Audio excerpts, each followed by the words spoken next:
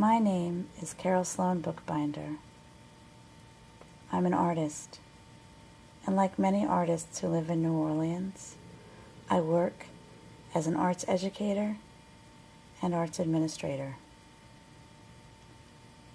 This is my project for one day in New Orleans.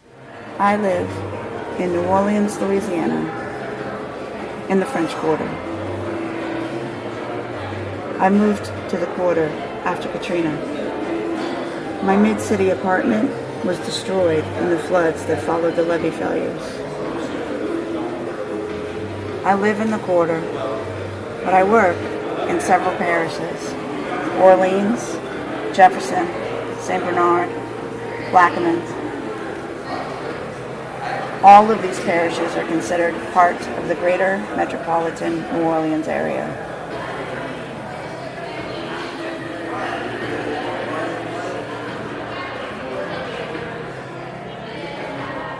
The central part of Orleans Parish, which includes New Orleans and Algiers Point, spans over 160 square miles.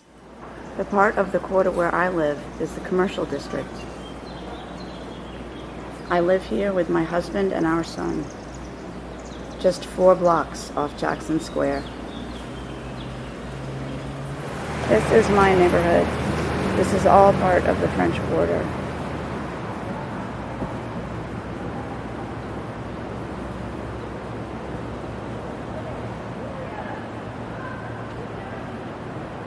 New Orleans faces a lot of challenges, not just one. But I think the challenges come from one common root, and that is who has access to resources and who doesn't. I think more about these challenges now that I'm a mother. And I wonder, what kind of world is TJ going to inherit? What is New Orleans going to look like when TJ is 20? TJ, what do you think our city's biggest challenge is? Building a building. Why do you think building a building is a big challenge? Because it takes a long time. Oh, because it takes a long time?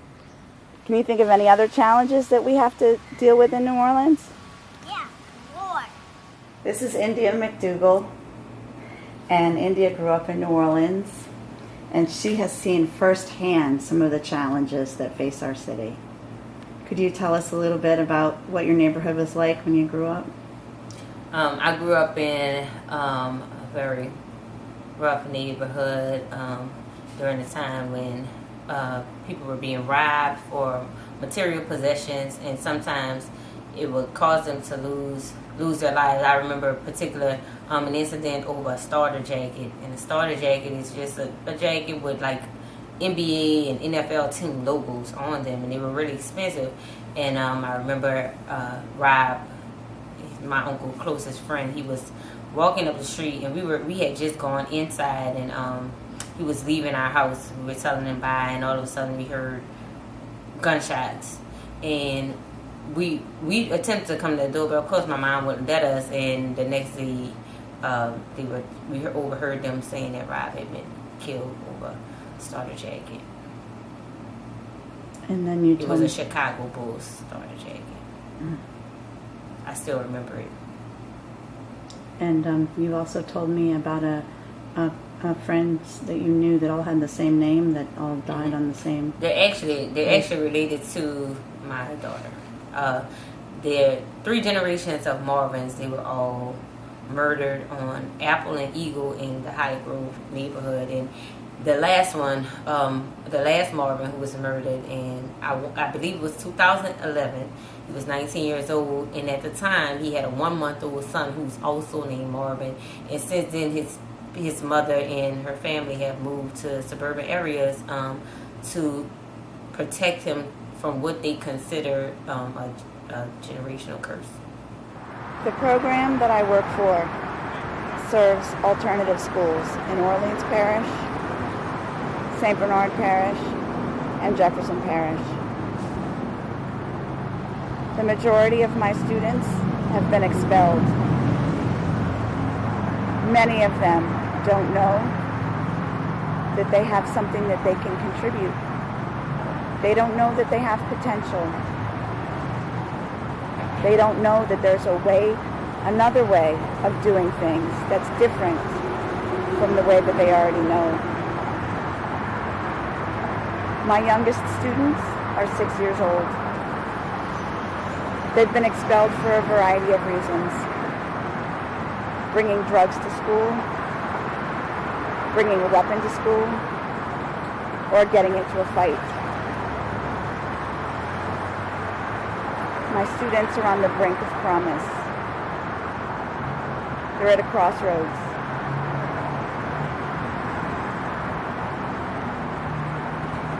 Their lives can change if they learn that there is something they have to offer and that there is another way of doing things than the way that they know, and that they have meaning. I am a member of St. Anna's Church. St. Anna's is located in the Treme neighborhood of New Orleans. I co-teach Sunday school here each week. During our Mass, we have a section called the Prayers for the People, where we pray for all sorts of things, including those who have been murdered that week. One of the things that St. Anna's is known for is our murder board. Each week, we have volunteers that read the obituary and write down the names of those that have been murdered. Then we write them on a board outside our church so that other people can see and remember them.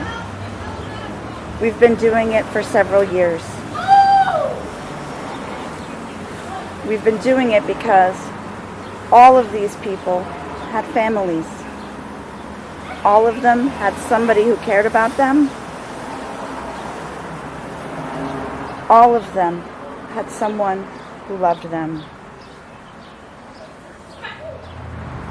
Sometimes the names of my students end up on this murder board.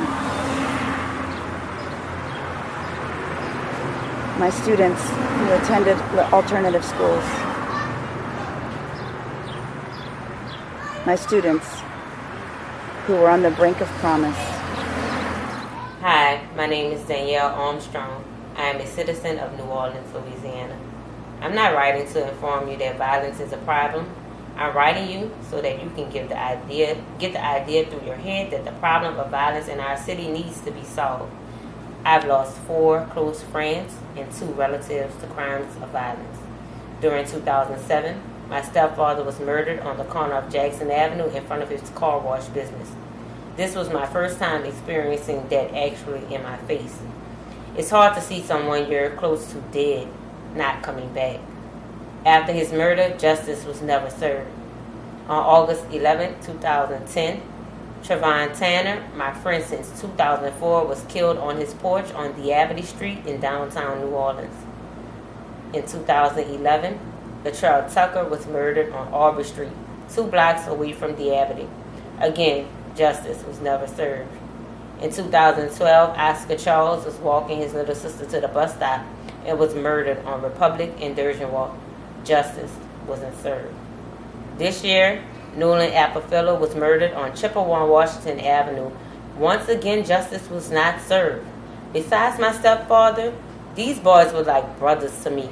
It's a shame that when they were being killed, no one saw or heard anything. The city spends so much money on cameras to see who runs the red light, yet the crime problem in our city still isn't being solved. Just like the state has money to spend on cameras for red lights, money should be spent on cameras to post on the corners.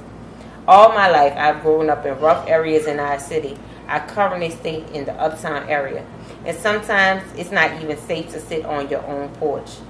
The problem can be solved if the state takes action and posts cameras in every neighborhood so that there's no way criminals can go unidentified. My name is Britani Williams. I am an artist in residence for the Jefferson Performing Arts Society as well as the New Orleans Ballet Association. Great. And What do you think is New Orleans' biggest challenge, or our biggest challenges? Well, I will say as a teacher, especially a dance teacher, one of the biggest challenges I have faced, well, I guess it's just something I have noticed, is that a lot of young kids, especially a lot of young females, not so much in the inner city but outer city, are very ignorant when it comes to their bodies.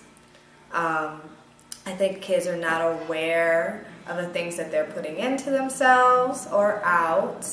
I don't think they're aware of how important exercise is, how important the food that you eat is, and as young ladies, how important it is just to monitor your menstrual cycle and things like that. I think that's one of the biggest challenges I have faced. More like it's just more like an irritation because it saddens me that these young kids are abusing themselves and they don't even know it. It's just become a part of their communities to have this state of mind of, unprotected sex and drinking, underage drinking and smoking, and it's because I don't know if it's what they've been taught or how they view the world, as they're not going many places, so they just want to stay where they are, and then because of that they don't really have anything to look up to, so they're running around and not really aware of the impact it is having on themselves or their self-esteem. My name is Shavante Lewis, and I live in Gentilly. Ever since Hurricane Katrina, the residents of Gentilly and New Orleans East have worked hard to rebuild and come back home. Many people are back home and are comfortable, but we have one problem. We don't have any local grocery stores. Young people might be able to travel far to get food, but there are many elderly people and people without transportation who cannot always access fresh foods. The closest Walmart is in Chalmette, and even if someone did want to take public transportation, there's no bus to Chalmette. People who do try to shop locally have to go to gas stations, dollar stores, and Walgreens, or they can eat from restaurants. While this is all right for some days, people should be able to get fresh fruit and vegetables, meats, bread, and other foods from a grocery store. I've been serving the alternative school here in St. Bernard Parish for 16 years. During Hurricane Katrina and the levee failures, the school was destroyed. When it was rebuilt, it was relocated here, across the street from an oil refinery.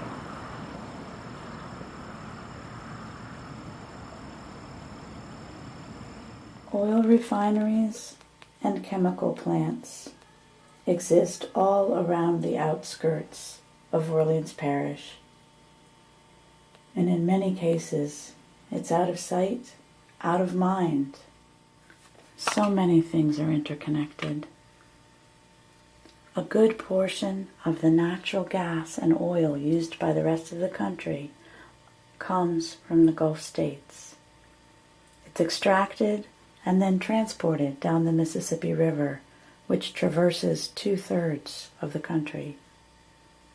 The oil and gas that are being used from Maine to Oregon could very well have originated here in Louisiana from the Gulf of Mexico.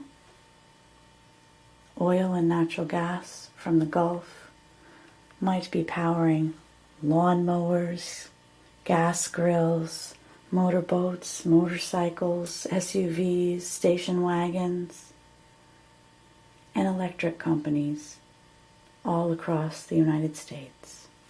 In 2012, the American Lung Association released a study about air quality in Louisiana. Orleans Parish and St. Bernard Parish both received grade C. Jefferson Parish, grade F. People forget that air is not contained over a refinery or a factory. It spreads out everywhere. The biggest reminder that I have of this is the Superdome. Every 3 months or so, you can see people out on the Superdome, on the surface of the dome, with pressure washers. They pressure wash off all the particulate that collects on the exterior surface of the dome. They pressure wash it so it will look pristine and white. And for some reason, many people don't make the connection that all of that gray soot and particulate collecting on the exterior surface of the dome is also collecting inside of us, inside of our lungs.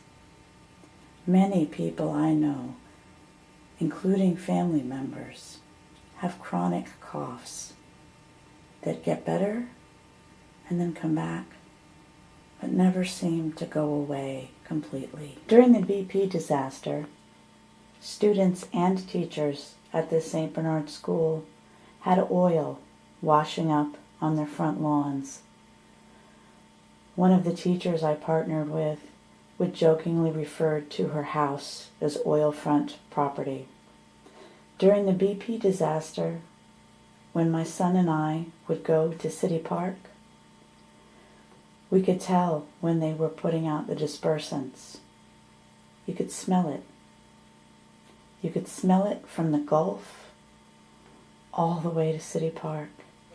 So this is City Park. TJ and I come here to play a lot. TJ, what have you found? So a juice wrapper that holds juice and a potato chip bag that holds some potatoes. Where did you find them? Right there. On the ground? Okay, you're going to go throw them away?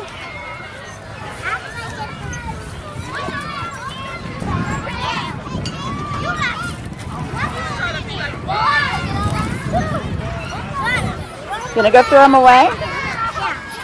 City Park is where my son learned the word garbage. It was right after a big holiday. And there'd been a lot of cookouts, barbecues, crawfish boils in the park.